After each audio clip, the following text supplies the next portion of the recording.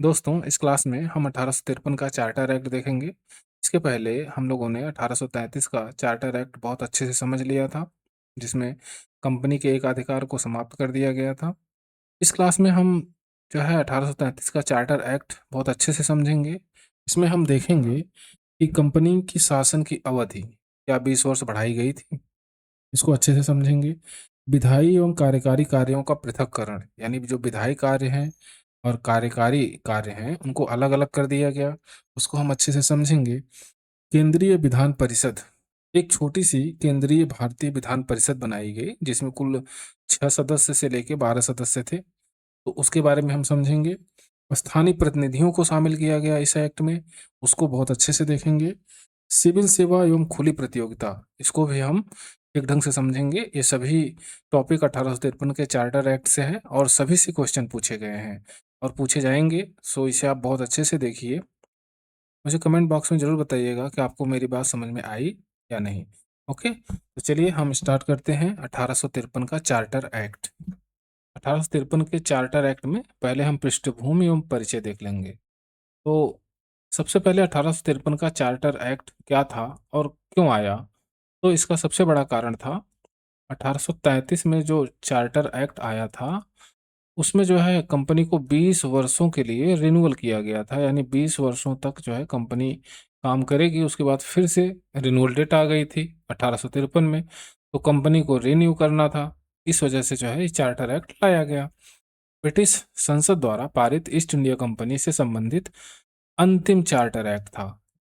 1853 का जो charter act है ना, ये अंतिम चार्टर एक्ट था। इसके पहले हम लोगों ने 1873 का रेगुलेटिंग एक्ट ये पढ़ चुके हैं, 1784 का पिट्स इंडिया एक्ट ये पढ़ चुके हैं, 1793 ईस्वी में एक चार्टर एक्ट आया था, उसको पढ़ चुके हैं, 1813 का चार्टर एक्ट पढ़ चुके हैं, 1833 का, यानी एक दो तीन तीन चार्टर एक्ट हम पढ़ चुके हैं। चौथा चार्टर एक्ट है ये, जो 1853 में आया था और यह कंपनी का अंतिम चार्टर एक्ट था। समझ गए बात? अब उस समय गवर्नर जनरल कौन था जब 1853 का चार्टर एक्ट पास हुआ? तो लॉर्ड डलहौजी के कार्यकाल में ये पास हुआ। इसे बहुत अच्छे से जानते रहिए। लॉर्ड डलहौजी का जो कार्यकाल है वो 1848 से लेकर 1856 ईस्वी तक था, तो इसी के बीच में जो है ये चार्टर एक्ट पास हुआ था। अब कुछ बातें और जान लें जो बहुत इंपॉर्टेंट है। जैसे उस समय जो है ब्रिटेन के प्रधानमंत्री कौन थे? ब्रिटेन के यानी इंग्लैंड के प्रधानमंत्री कौन है भाई? इनको जान लेना ठीक रहेगा, आपके एग्जाम में क्वेश्चन आ जाए। तो लॉर्ड एबरडीन कौन थे? लॉर्ड एबरडीन ये प्रधानमंत्री थे। उस समय जो है वहाँ का राजा या रानी कौन था? तो रानी थी उस समय, रानी रानी विक्टोरिया। कौन था? रानी विक्टोरिया। ठीक। अब एक इम्पोर्टेंट क्वेश्चन और बनता है कि उस समय बोर्ड ऑफ कंट्रोल का अध्यक्ष कौन था? बोर्ड ऑफ कंट्रोल हम लोगों ने देखा था, मुझे कमेंट बॉक्स में बताइए कि बोर्ड ऑफ कंट्रोल किस अधिनियम के तहत बना था, कब बना था? तो बोर्ड ऑफ कंट्रोल के अध्यक्ष कौन थे? तो चार्ल्स वुड। कौन थे? सर चार्ल्स वुड को जानते रहिए। इनके द्वारा ही इस चार्टर एक्ट का प्रारूप तैयार किया गया था। इन्होंने इस चार्टर एक्ट को बनाने में बड़ा सहयोग दिया था, सर चार्ल्स वुड ने।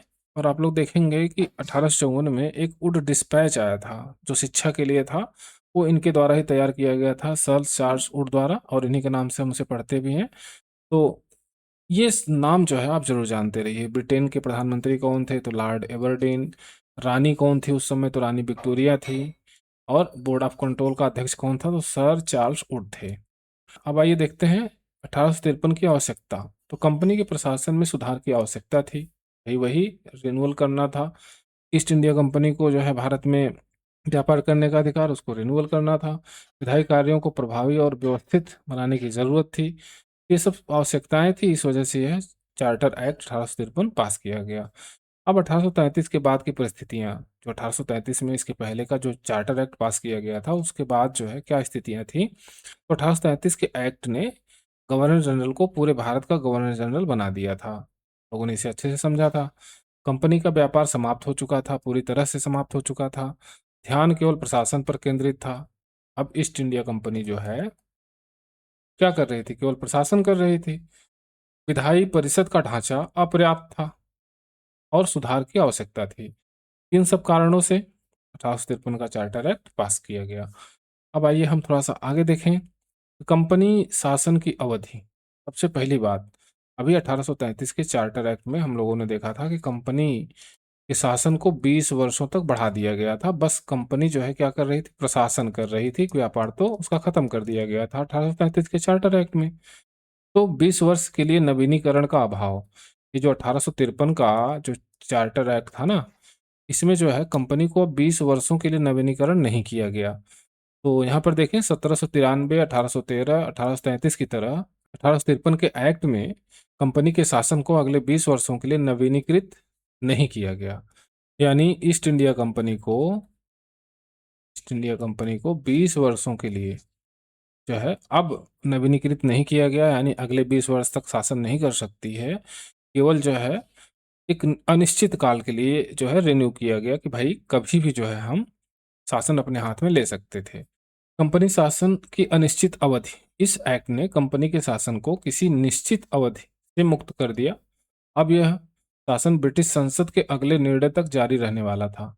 इसका मतलब ये हुआ कि कोई निश्चित टाइम नहीं दिया गया कि तुमको 20 वर्ष के लिए, तुमको 10 वर्ष के लिए या 50 वर्ष के लिए रिन्यूअल किया जा रहा है, नवीनीकृत किया जा रहा है। कोई अवधि नहीं दी गई, केवल जो है अनिश्चित अवधि के लिए दी गई कि भाई जब मन करेगा ब्रिटिश संसद जो है अपने हाथ में ले लेगा या जो भी निर्णय करेगा वो ईस्ट इंडिया कंपनी को मान्य होगा।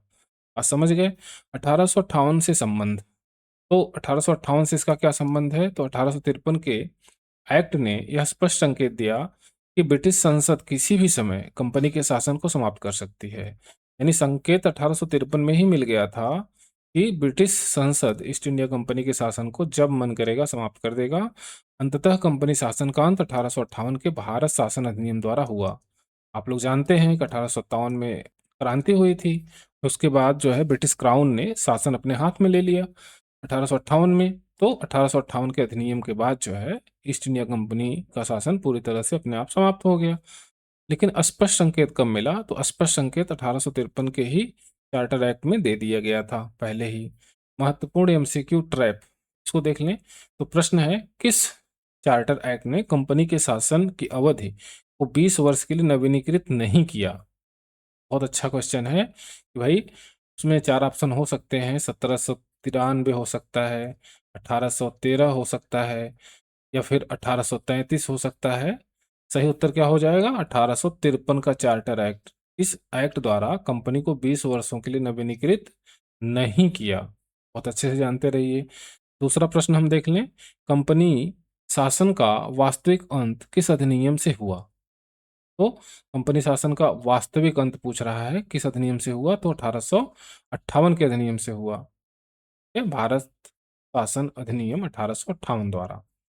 तो ये दो क्वेश्चन हैं यहाँ, आप इसे जान लीजिए। 1853 के चार्टर एक्ट ने कंपनी शासन को अनिश्चित अवधि के लिए जारी रखा, यानी कोई निश्चित अवधि नहीं दिया। इसके पहले 1793, 1813, 1833 में एक निश्चित अवधि दी जाती थी 20 वर्ष।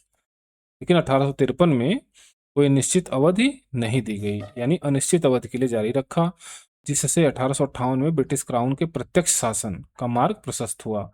बहुत अच्छे से आप जानते रहिए कि यहाँ पर जो है नवीनीकृत तो किया गया, लेकिन कोई निश्चित टाइम नहीं दिया गया, निश्चित अवधि नहीं दी गई। ओके, आगे देखें। विधायी एवं कार्यकारी कार्यों का पृथक्करण बहुत इंपॉर्टेंट है, कई बार एग्जाम में पूछा जा चुका है, तो इसे हम समझ लें। सबसे महत्वपूर्ण संवैधानिक परिवर्तन। तो 1853 के चार्टर एक्ट से पहली बार विधायी और कार्यकारी कार्यों को अलग अलग किया गया। यानी एक कार्य विधायी लेजिस्लेटिव और दूसरा एग्जीक्यूटिव। यानी विधायी कार्य जो कानून बनाने का कार्य है उसको अलग किया गया, कानून को लागू करने का काम अलग किया गया। ये काम अलग अलग किए गए। अब छह नए विधायी सदस्यों को जोड़ा गया। विधायी कार्यों के लिए परिषद में 6 नए विधायी सदस्य जोड़े गए। इनका काम क्या था? जो 6 नए विधायी सदस्य जोड़े गए, कानून बनाना। क्या काम था? कानून बनाना। भाई कानून जो है बनाएंगे ये जो 6 नए सदस्य जोड़े गए हैं। इनमें कौन-कौन शामिल था? तो इनमें 4 सदस्य स्थानीय सरकारों से, 1 सदस्य जो है वो कमांडर इन चीफ था, दूसरा जो है गवर्नर जनरल द्वारा नामित किया जाता था। तो ये 6 सदस्य अलग से बनाए गए, जिनका काम क्या था? कानून बनाना। गवर्नर जनरल की परिषद के कार्यों को 2 भागों में विभाजित किया गया। तो पहले जो है गवर्नर जनरल दोनों काम करता था, कानून भी बनाता था और उसको लागू भी करता था। यानी विधायी कार्य भी उसी का था, कार्यकारी कार्य भी उसी का था। यानी लेजिस्लेटिव कार्य और एग्जीक्यूटिव कार्य दोनों गवर्नर जनरल के पास ही थे। अब उसे क्या कर दिया गया? इसको 2 भागों में विभाजित कर दिया गया। प्रशासनिक कार्य और विधायी कार्य अलग-अलग कर दिया गया। विधायी परिषद की नई संरचना, विधायी कार्यों के लिए परिषद का विस्तार किया गया और इसे अधिक प्रातिनिधिक स्वरूप दिया गया। याद रखिए 1853 के चार्टर एक्ट से विधायी एवं कार्यकारी कार्य अलग किए गए। आधुनिक संसदीय प्रणाली की दिशा में महत्वपूर्ण कदम उठाया गया। यानी जो 1853 का चार्टर एक्ट था, वह जो है आधुनिक संसदीय प्रणाली की शुरुआत मानी जाती है। क्यों मानी जाती है? क्योंकि इसी में लेजिस्लेटिव और एग्जीक्यूटिव दोनों कार्यों को अलग-अलग कर दिया गया था, इसलिए जो है ये आधुनिक संसदीय प्रणाली की दिशा में महत्वपूर्ण कदम माना जाता है। इसे हम और थोड़ा-सा ठीक से समझें तो देखिए केंद्रीय भारतीय विधान परिषद यानी 12 सदस्यीय विधायी परिषद। अभी हम लोगों ने ऊपर बात किया है 6 सदस्यीय, यहाँ पर जो है 12 सदस्यीय विधायी परिषद की बात हो रही है। यानी 6 सदस्य वो थे प्लस 6 सदस्य और। कौन-कौन थे? थोड़ा डिटेल में हम समझते हैं इसको अच्छे से, ताकि आप जो है बात समझ लें इसको। तो देखिए 6 नए सदस्य जोड़े गए और 6 सदस्य पहले से ही थे। कौन-कौन था? गवर्नर जनरल, उसकी कार्यकारी परिषद के सदस्य, commander in chief, supreme court के मुख्य न्यायाधीश, सुप्रीम कोर्ट के अन्य न्यायाधीश एवं स्थानीय सरकारों के प्रतिनिधि, यानी 4। ये प्रतिनिधि कहाँ से थे? ये प्रतिनिधि जो है बॉम्बे से एक प्रतिनिधि, मद्रास से एक प्रतिनिधि, बंगाल से और अवध यानी आगरा से एक प्रतिनिधि, कुल मिला के 4 स्थानीय प्रतिनिधियों को शामिल किया गया। तो इस तरह से कुल 12 सदस्य हो जाते हैं। तो 6 से 12 सदस्यों की एक छोटी-सी विधायी परिषद का गठन किया गया, जो संसदीय प्रक्रिया का, संसदीय व्यवस्था का एक पहला छोटा-सा प्रारूप है। ठीक है? आप इसे बहुत अच्छे से जानते रहिए। इनका काम क्या था? कानून बनाने का अधिकार दिया गया इनको। कानूनों में संशोधन यानी अमेंडमेंट का अधिकार दिया गया। बजट पर चर्चा सीमित दायरे में। प्रश्न पूछने की परंपरा का विकास हुआ। सरकारी कार्यों की समीक्षा की शुरुआत हुई, जिससे नियंत्रण और प्रारंभिक प्रवृत्ति का विकास हुआ। तो सरकारी कार्यों में समीक्षा की भी शुरुआत यहाँ से हुई। ये सब जो है विधायी कार्य थे। बात आप समझ गए होंगे।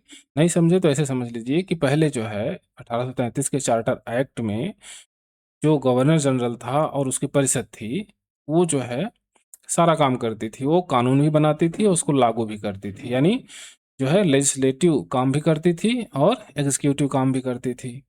हम इसको ऐसे समझ लें कि 1853 के चार्टर एक्ट में 2 टीमें बनाई गईं। 2 टीम, समझ रहे हैं? एक टीम का काम क्या था कि विधायी काम था, यानी कानून बनाने का काम। इस टीम में कितने लोग थे? 12 लोग थे। कौन-कौन लोग थे? गवर्नर जनरल, उसकी कार्यकारी परिषद के सदस्य, commander in chief, supreme court के मुख्य न्यायाधीश, सुप्रीम कोर्ट के अन्य न्यायाधीश, स्थानीय सरकारों के 4 प्रतिनिधि। ये सब मिलके क्या काम कर रहे हैं? विधायी कार्य कर रहे हैं, कानून बना रहे हैं। समझ रहे हैं? इनका काम ये हो गया। अब जो दूसरी टीम थी, उसका काम क्या था? जो कानून बनाया गया है, उसको लागू करवाना, यानी कार्यकारी काम। कार्यकारी काम यानी एग्जीक्यूटिव कार्य। इसमें कौन-कौन लोग शामिल थे? तो गवर्नर जनरल और उसकी परिषद। ये लोग जो है गुप्त रूप से जो है निर्णय लेते थे। तो ये कार्यकारी काम करते थे, एग्जीक्यूटिव काम करते थे।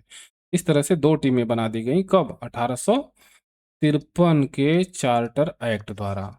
इसके पहले जो है ये दोनों टीमें एक टीम थी, यानी केवल गवर्नर जनरल था, उसकी परिषद थी। बात समझ गए होंगे। संसदीय कार्य प्रणाली का विकास। तो ये जो विधायी कार्य करने वाले 12 सदस्य थे, यही जो है संसदीय कार्य प्रणाली का पहला अंकुरण था। यानी पहली बार जो है एक विधायिका के रूप में, हम छोटी सी विधायिका के रूप में देखते हैं यहाँ पर। तो इससे जो है संसदीय कार्य प्रणाली का विकास हुआ। इसमें क्या-क्या हो सकता था? तो चर्चा, प्रश्न, संशोधन जैसी संसदीय प्रक्रियाओं की शुरुआत की गई। आपसे सीधे-सीधे क्वेश्चन पूछ सकता है कि कब जो है इन सब की शुरुआत की गई? तो 1853 के चार्टर एक्ट से। कार्यवाही लिखित रूप में रखने की परंपरा विकसित हुई। निर्णयों में बहुमत के सिद्धांत का विकास हुआ। यह आगे चलकर संवैधानिक शासन की नींव बना। बहुत इंपॉर्टेंट है, आप इसे जरूर जानते रहिए। मिनी पार्लियामेंट से संबंधित परीक्षा तथ्य। 1853 के एक्ट से बनी 12 सदस्यीय केंद्रीय विधान परिषद को मिनी पार्लियामेंट कहा जाता है। मिनी पार्लियामेंट यानी छोटी सी संसद। यह आधुनिक भारतीय संसद की पूर्व पीठिका थी, यानी जो आधुनिक भारतीय संसद हम देखते हैं उसकी पूर्व पीठिका थी। यहीं से संसदीय परंपराओं की नींव पड़ी। तो आपसे सीधे सीधे क्वेश्चन पूछ सकता है कि संसदीय परंपराएं जो है या मिनी पार्लियामेंट किसे कहा जाता है। तो ये सब क्वेश्चन पूछे गए हैं और 1853 के एक्ट से संबंधित हैं, तो बहुत अच्छे से इसको जानते रहिए। 12 सदस्यीय विधायी परिषद, संसदीय प्रणाली प्रारंभ, मिनी पार्लियामेंट, ये आपको याद रखना है 1853 के चार्टर एक्ट से। आगे देखें तो स्थानीय प्रतिनिधित्व। पहली बार जो है स्थानीय प्रतिनिधित्व दिया गया इस चार्टर एक्ट द्वारा 1853 के। इस एक्ट द्वारा पहली बार स्थानीय सरकारों को विधायी परिषद में प्रतिनिधित्व दिया गया। स्थानीय सरकार मतलब Bombay presidency, Madras presidency, Calcutta presidency और एक प्रेसिडेंसी और हो गई थी आगरा प्रेसिडेंसी। तो सभी प्रेसिडेंसियों से एक एक मेंबर चुन के जाने थे विधायी परिषद में, तो 4 स्थानीय प्रांतीय प्रतिनिधियों को शामिल किया गया। आप यहाँ से इसे अच्छे से जानते रहिए। कौन कौन थे? बंगाल, बॉम्बे, मद्रास, आगरा, उत्तर पश्चिम प्रांत का जो एरिया है। प्रतिनिधित्व वर्सेस प्रत्यक्ष चुनाव। तो कोई प्रत्यक्ष चुनाव तो था नहीं, तो यहाँ पर देख लें, क्या 1853 के एक्ट के तहत स्थानीय प्रतिनिधि प्रत्यक्ष चुनाव द्वारा चुने जाते थे? एकदम गलत। कोई प्रत्यक्ष चुनाव नहीं होना था भाई यहाँ। नहीं, ये प्रतिनिधि स्थानीय सरकारों द्वारा नामित यानी नॉमिनेटेड किए जाते थे। प्रत्यक्ष चुनाव नहीं होता था। केवल जो है स्थानीय सरकार जो है इनको नॉमिनेट करके भेजती थी, कहाँ पर? केंद्र में, और जाके वहां पर क्या करना होता था? इनको कानून बनाना होता था। महत्वपूर्ण तथ्य में देख लें, यह प्रतिनिधित्व प्रांतीय व स्थानीय हितों को परिषद में शामिल करने का एक कदम था। इससे आगे चलकर विधायी निकायों के लोकतांत्रिक विकास की नींव पड़ी। फिर भी यह सीमित और नामित प्रतिनिधित्व था, जनता द्वारा चुना हुआ नहीं था। भाई इससे जो है विधायी निकायों और लोकतांत्रिक विकास की नींव पड़ी, ठीक है, लेकिन ये कोई जो है चुना हुआ या चुन के भेजे जाने वाले लोग नहीं थे। ठीक है, नॉमिनेटेड थे। ओके, चलते हैं आगे। सिविल सेवा एवं खुली प्रतियोगिता। तो बहुत इंपॉर्टेंट एक बात हुई 1853 के चार्टर एक्ट द्वारा कि सिविल सेवा प्रारंभ हुई और खुली प्रतियोगिता होने लगी। खुली प्रतियोगिता से मतलब यह है कि कोई भी एग्जाम में बैठ सकता है जो योग्यता रखता हो। कब ये बात कर दी गई? 1853 के चार्टर एक्ट में कर दी गई। तो यहाँ पर देखें, ओपन कॉम्पिटिटिव एग्जामिनेशन स्टार्ट हुआ। सिविल सेवाओं में खुली और प्रतिस्पर्धात्मक परीक्षा, ओपन कॉम्पिटिटिव एग्जामिनेशन की शुरुआत। तो यहाँ से ये जो है ओपन कॉम्पिटिटिव एग्जामिनेशन की शुरुआत हुई। योग्यता के आधार पर नियुक्ति का सिद्धांत मजबूत हुआ, यानी अब जो है नियुक्ति योग्यता के आधार पर होगी, जो है किसी की सिफारिश नहीं होगी। कोर्ट ऑफ डायरेक्टर्स की पैट्रोनेज व्यवस्था, यानी प्रारंभ में कोर्ट ऑफ डायरेक्टर्स संरक्षक यानी पैट्रोनेज व्यवस्था के अंतर्गत नियुक्ति होती थी। यानी कोर्ट ऑफ डायरेक्टर्स जिनकी नियुक्ति करना चाहते थे, भाई भतीजा, पैट्रोनेज मतलब भाई भतीजावाद था, तो जिनकी नियुक्ति करना चाहते थे उनकी नियुक्ति कर देते थे। लेकिन 1853 के चार्टर एक्ट के बाद धीरे धीरे योग्यता आधारित खुली प्रतियोगिता का मार्ग प्रशस्त हुआ। यानी बहुत इंपॉर्टेंट है, आपसे सीधे क्वेश्चन पूछा जा सकता है कि कब से जो है ओपन कॉम्पिटिटिव एग्जाम यानी खुली और प्रतिस्पर्धात्मक परीक्षा स्टार्ट हुई? तो कब से स्टार्ट हुई? 1853 के चार्टर एक्ट द्वारा। भारतीयों के लिए अवसर का सिद्धांत। भारतीयों को भी सिविल सेवाओं में प्रवेश के अवसर मिलने लगे। बहुत इंपॉर्टेंट है कि पहली बार जो है सिविल सेवा परीक्षा में कोई भी भारतीय बैठ सकता था। प्रशासन में भारतीय प्रतिभाओं की भागीदारी बढ़ी। तो प्रशासन में जो है भारतीय लोग जो है वो बढ़ेंगे। कब से? 1853 के चार्टर एक्ट के बाद। 1853 का महत्व क्या है? तो खुली प्रतियोगिता हुई, योग्यता के आधार पर अब चयन होने लगा, समान अवसर की दिशा में बड़ा कदम था, भारतीय प्रशासन के आधुनिकीकरण की आधारशिला रखी गई, सिविल सेवा को पेशेवर और दक्ष बनाने की पहल थी। ये पहली बार जो है सिविल सेवा को पेशेवर बनाने की पहल की गई। यानी 1853 में आपको क्या याद रखना है? Open competition. ठीक है, एक पंक्ति में। बहुत अच्छे से जानते रहिए इसको। आगे देखें, मैकाले समिति 1854, बहुत इंपॉर्टेंट है। देखिए 1853 के प्रावधान से संबंध क्या है इनका? इस मैकाले समिति का, तो पहली बार सिविल सेवा के लिए खुली प्रतियोगी परीक्षा का सिद्धांत स्वीकार किया गया। कब किया गया? 1853 के चार्टर एक्ट में। ये बात ऊपर हम समझ चुके हैं कि 1853 के चार्टर एक्ट में ये बात कह दी गई कि भाई अब खुली प्रतियोगिता होगी, अब सभी लोग सम्मिलित हो सकते हैं। इस प्रावधान को लागू करने के लिए समिति गठित की गई, उसी का नाम है मैकाले समिति 1854। समझ गए बात? मैकाले समिति गठन कब हुआ? 1854 में। अध्यक्ष कौन थे? बहुत इंपॉर्टेंट है, आपसे पूछा जा सकता है। अध्यक्ष कौन थे? थॉमस बैबिंगटन मैकाले, यानी टीबी मैकाले, को आप जानते हैं। और कुल सदस्य कितने थे? तो 3 थे। उद्देश्य क्या था? सिविल सेवा परीक्षा की रूपरेखा और नियम बनाना। तो इन्होंने जो है मैकाले की समिति ने सिविल सेवा परीक्षा के लिए नियम और रूपरेखा तैयार की। इसी को कहा गया मैकाले समिति 1854। सिविल सर्विस परीक्षा, उम्र सीमा, विषय, परीक्षा का माध्यम, स्थान, योग्यता आदि तय किए गए। परीक्षा इंग्लैंड में आयोजित करने का प्रावधान किया गया, इंग्लैंड के लंदन में।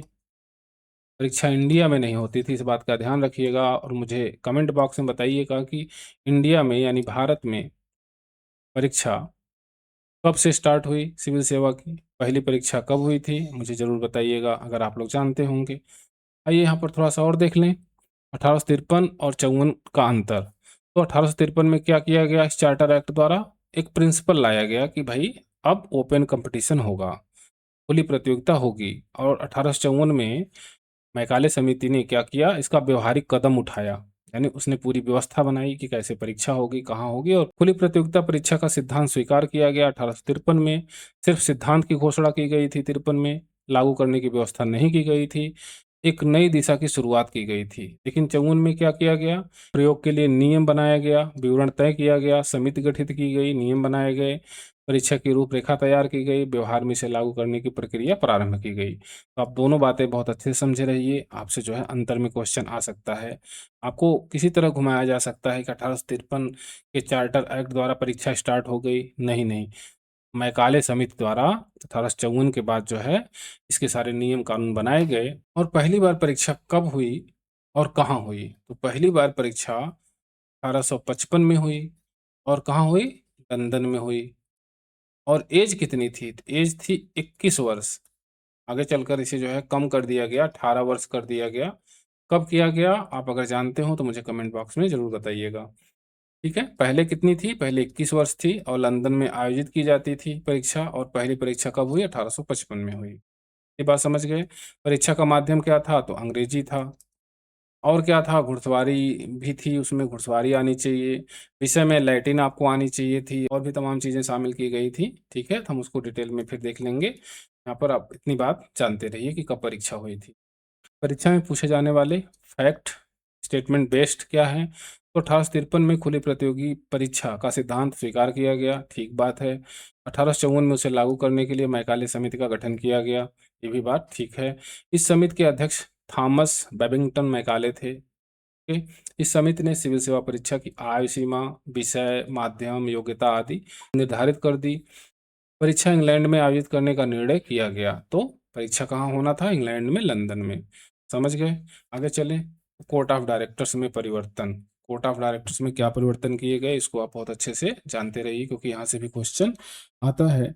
कोर्ट ऑफ डायरेक्टर्स में क्या हुआ? पहले 24 सदस्य थे, अब कितने हो गए? 1853 के चार्टर एक्ट के बाद 18 सदस्य। यहाँ पर 24 सदस्य, यहाँ पर 18 सदस्य। कंपनी के कोर्ट ऑफ डायरेक्टर्स के सदस्यों की संख्या 24 से घटाकर 18 कर दी गई।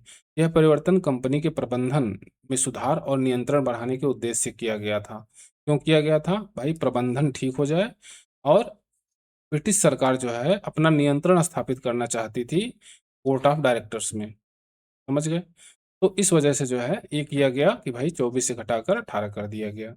इन 18 सदस्यों में से 6 सदस्यों का नामांकन ब्रिटिश सम्राट यानी क्राउन द्वारा किया जाने लगा, यानी कम भी कर दिया गया और 6 सदस्य वो ब्रिटिश क्राउन द्वारा नामित किए जाने लगे। ये भी जानते रहिए। इन 6 नामी सदस्यों का कार्यकाल, बोर्ड की अवधि 4 वर्ष के समान होती थी, यानी 4 साल के लिए क्राउन जो है यानी ब्रिटिश सम्राट जो है वो नामित करता था 6 सदस्यों को। तो 18 में से 6 सदस्य जो है वो ब्रिटिश सरकार नामित करती थी। तो 2 काम हुए यहाँ पर। पहला तो कोर्ट ऑफ डायरेक्टर्स के सदस्यों की संख्या कम कर दी गई। दूसरा, उस 18 में 6 सदस्य क्राउन द्वारा नामित होने लगे। समझ गए?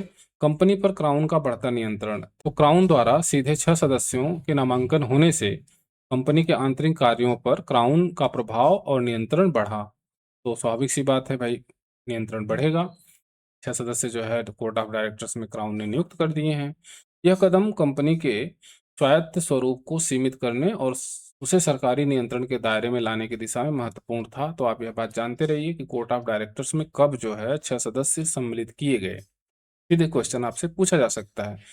दूसरा क्वेश्चन ये पूछा जा सकता है कि किस एक्ट द्वारा कोर्ट ऑफ डायरेक्टर्स के सदस्यों की संख्या कम की गई। ठीक है, तो यहाँ पर पैट्रोनेज में कमी। तो क्या हुआ, पहले क्या था, कोर्ट ऑफ डायरेक्टर्स के अधिकांश सदस्य कंपनी के बड़े शेयरधारकों द्वारा चुने जाते थे, जिससे पैट्रोनेज, पक्षपात, व्यक्तिगत प्रभाव की संभावना बनी रहती थी।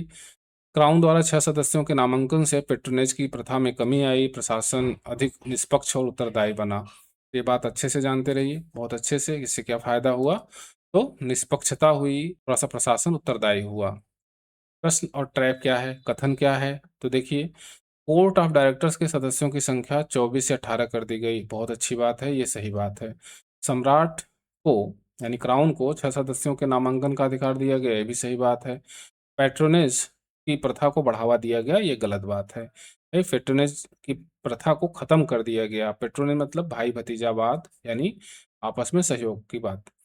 तो यहाँ पे उत्तर क्या होगा, तो उत्तर होगा केवल 1 और 2 सही है। ये उत्तर तो एकदम सही है। यहाँ पर डी भी सही है, 1 और 2, और तीसरा जो है गलत। तो यहाँ पर ये भी सही है, ये भी सही है। इस तरह से ऑप्शन और उत्तर दे सकते हैं। ठीक, केवल ये बताने के लिए है, दोनों उत्तर तो एक में सही नहीं होते हैं, लेकिन आपको बताने के लिए कि इस तरह से ऑप्शन आ जाए तो आप जो है कौन सा उत्तर सही मारेंगे। ठीक, आगे देखें, प्रशासनिक परिवर्तन। ला मेंबर को पूर्ण सदस्य का दर्जा बहुत इंपॉर्टेंट है। हम लोगों ने देखा था 1833 के चार्टर एक्ट में एक लॉ मेंबर को जोड़ा गया था गवर्नर जनरल की परिषद में। अब यहाँ पर उसी लॉ मेंबर को पूर्ण सदस्य का दर्जा दे दिया गया है। तो पहले लॉ मेंबर सिर्फ परामर्शदाता था 1833 के चार्टर एक्ट के बाद। अब उसे गवर्नर जनरल की काउंसिल में पूर्ण सदस्य का दर्जा दे दिया गया। उसे भी अन्य सदस्यों के समान मताधिकार प्राप्त हुआ, यानी जो अब लॉ मेंबर है ना, वो काउंसिल का एक सदस्य की तरह काम कर रहा है। बंगाल के लिए लेफ्टिनेंट गवर्नर, तो बंगाल प्रांत के प्रशासनिक कार्यभार को कम करने के लिए एक लेफ्टिनेंट गवर्नर का पद सृजित किया गया। बहुत इंपॉर्टेंट है, आपसे पूछा जा सकता है कि कब लेफ्टिनेंट यानी लेफ्टिनेंट गवर्नर कहते हैं इसको, लेफ्टिनेंट गवर्नर, समझ रहे हैं, का पद कब बनाया गया, तो कब बनाया गया, 1853 के चार्टर एक्ट द्वारा।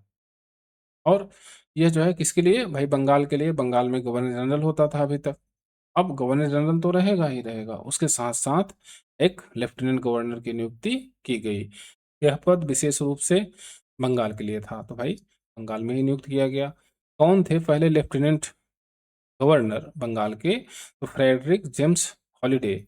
फ्रेडरिक जेम्स हॉलिडे को बंगाल का प्रथम गवर्नर या लेफ्टिनेंट गवर्नर बनाया गया, लेफ्टिनेंट गवर्नर नियुक्त किया गया। आप जो है ये जानते रहे, लेफ्टिनेंट गवर्नर। ठीक? उन्होंने इस पद पर कार्य करते हुए प्रशासनिक सुधारों में महत्वपूर्ण भूमिका निभाई। उन्होंने भाई काम किया था।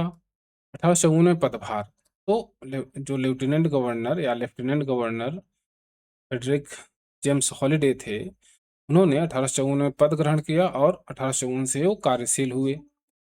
समझ गए, 53 से नहीं थे, इस बात का ध्यान रखिएगा।